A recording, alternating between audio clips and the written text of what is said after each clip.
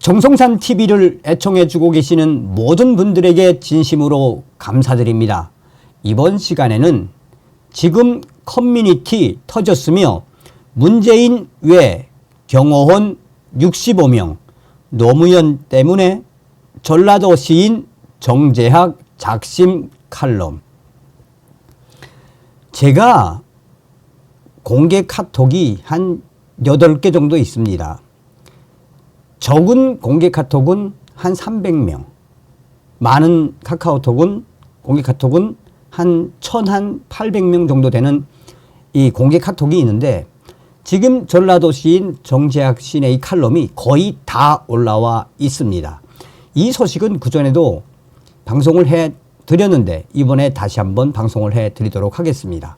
정성산 TV 좋아요, 구독, 알림은 큰 힘이 되겠습니다. 후원해 주시는 모든 분들께 가열차게 멸공. 전라도 시인 정재학 칼럼을 소개시켜 드립니다.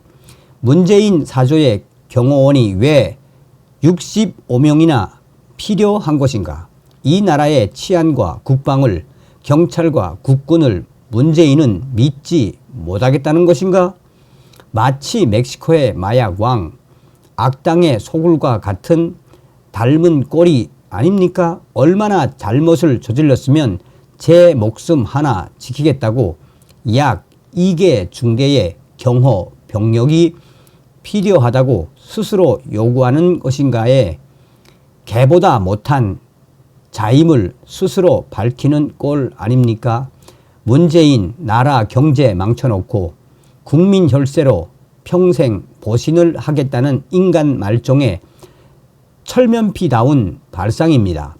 아래에 전라도 시인 정재학 선생의 글을 소개시켜 드립니다. 전라도 시인 정재학 칼럼, 문재인 사조의 65명의 경호원들. 문재인은 퇴임하면서 무려 65명이나 되는 경호원들을 경남 양산시 평산 저택으로 데리고 갔다. 10여 명도 아니고 65명이다. 초등학교 한 학년 11명씩 6개 학년을 운영한다. 폐교될 학교를 살릴 숫자란 뜻이다. 군대로 따지면 2개 소대를 만들 수 있다. 2개 소대면 65군데 개인 참호가 있고, 참호 간 거리가 2m라면 약 130m 길이 고지 능선을 방어할 수 있다.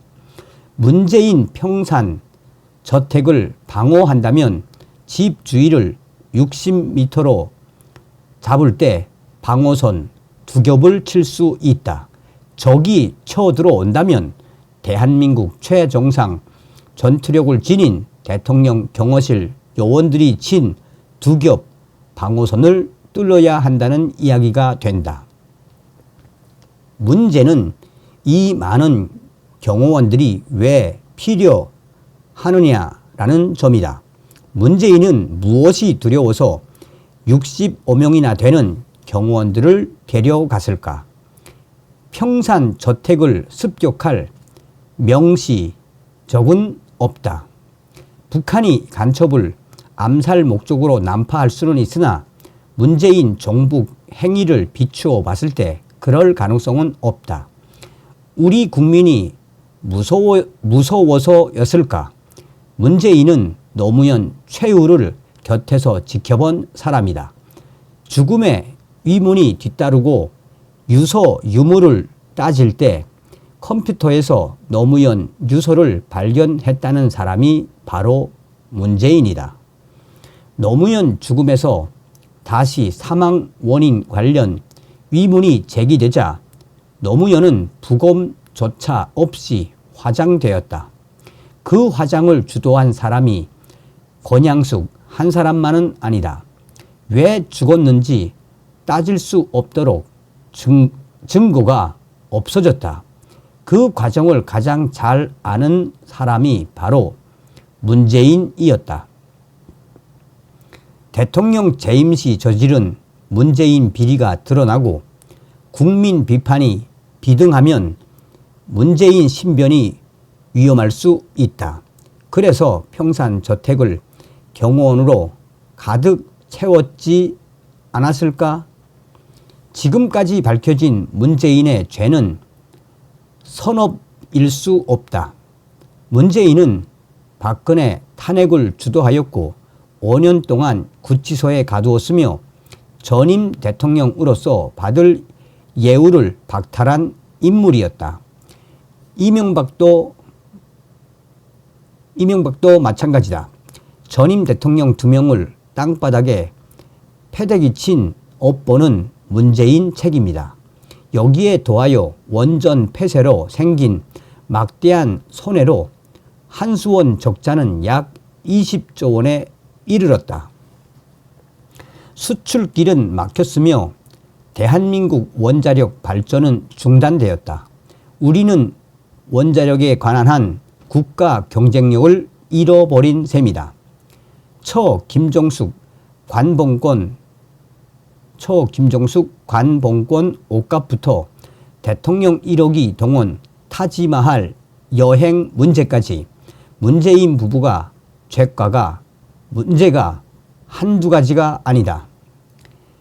대통령으로서 영토를 수호하지 않았다는 점은 치명 사건이다. 한박도 이야기다. 한박도는 문재인 대통령 취임 즉시 북한으로 넘어갔다. 문재인은 국민도 보호하지 않았다. 서해 공무원 피살 사건 이야기다. 삶은 소 대가리라는 소리를 들으면서도 북한 인권법 통과를 가로막았고 자유를 찾아 대한민국으로 온 탈북자를 강제 북송했다. 친중 사대주의자였으며 이 땅에 20여 개가 넘는 공자 학원을 설립했다. 따라서 문재인은 영토도 국민도 주권도 보호하지 않았던 대통령이었다. 국민을 속인 죄인이었다.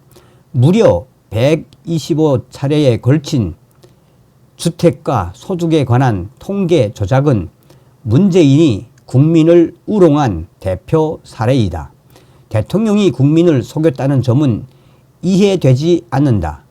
속이는 짓은 속세를 살아가는 일반인에게도 용납하지 않는 도덕 결함이다. 친구 사이에도 인격이 무너지지 않는 한 있을 수 없는 일이다.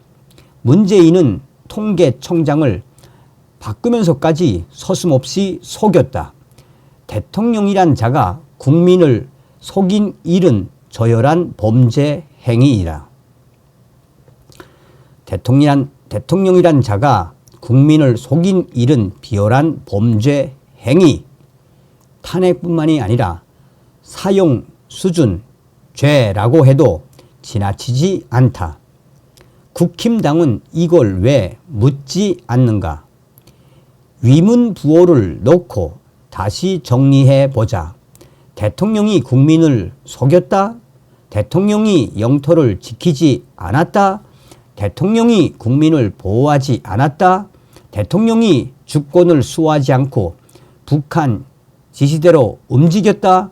도대체 문재인이 대한민국을 위해 한 일이 뭔가? 경호원 65명은 국민으로부터 문재인 자신을 보호하고자 필요한 인원이었음이 분명해진다. 지금 문재인은 국민이 두렵고 무서운 것이다. 노무현, 최후가 눈앞에 어른거리고 있을지 모른다. 경호 비용도 무시할 수가 없다. 경호 1인당 연봉이 최소한 1억 원은 될 터이다. 평균은 얼마일지 자세한 내막은 모른다. 분명한 것은 문재인을 지키려고 1년 65억 원 이상을 쓴다는 계산이 나온다.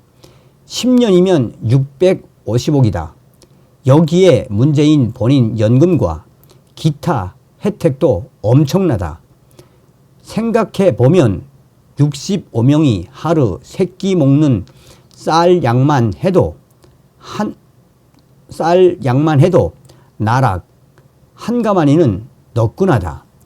취사 인력도 있어야 하고 위려 지원은 당연하다. 65명 경호 인력 보급 문제는 간단하지 않다. 많은 비용을 들이며 경호원들이 하루 종일 문재인 주변에서 국민을 상대로 경계한다는 말이 된다. 국민 분노를 막으려고 대한민국 대통령 경호실을 동원한다는 기막힌 역설이 성립한다. 소중한 국민 세금과 경호 인력들이 공산주의자 문재인과 김종숙을 보호하기 위해 쓰인다. 국민을 속이고 나라를 망친 범죄자가 쓰는 비용이라 생각하면 참으로 억장이 무너질 일이다. 말도 안 되는 세월호 침몰 사건을 빌미로 일국 대통령을 끌어내리고 자신이 대통령 된 뒤에는 북한만 바라보는 종북 간첩 행위에 매달린 문재인, 나라 빚만 근 400조를 늘려놓고 원전 경제력 부숴놓고 노동자 위한답시고 최저 시급을 올리면서 물가를 몇 배로 올려놓은 문재인. 시장 가기가 두려움은 서민뿐만일까? 국민이 무서워서 경호원을 65명씩이나 데리고 갔다는 사실은 오래도록 대한민국 흑역사에 기록될 터이다. 문재인은 고개 숙여 속죄해야 한다. 국민을 두려워할 일이 아니다. 그를 힘들게 하는 건 자기 자신임을 명심해야 한다. 다음 시간에 뵙겠습니다. 멸공.